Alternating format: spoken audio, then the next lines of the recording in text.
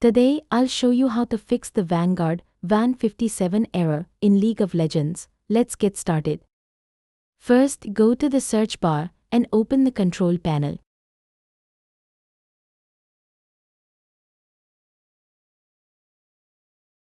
Once you're in the control panel, click on Uninstall a program. From the list of programs, locate Riot Vanguard. Right-click on it and select Uninstall. Now that Vanguard is uninstalled, we need to reinstall it. To do that, simply launch League of Legends. You'll see a prompt to reinstall Vanguard.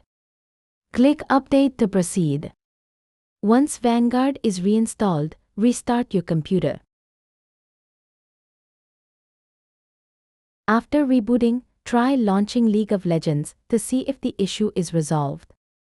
If the problem persists, let's move on to the second solution. We'll make sure the VGC service starts automatically. Go to the search bar and type Services. Open the Services app and scroll down to find VGC. Right-click on it and choose Properties. In the Properties window, set Startup Type to Automatic. Then click Start to run the service. Click Apply, then OK to save the changes. Now check again if the problem is fixed. That's it. I hope one of these solutions helped you fix the Van57 error.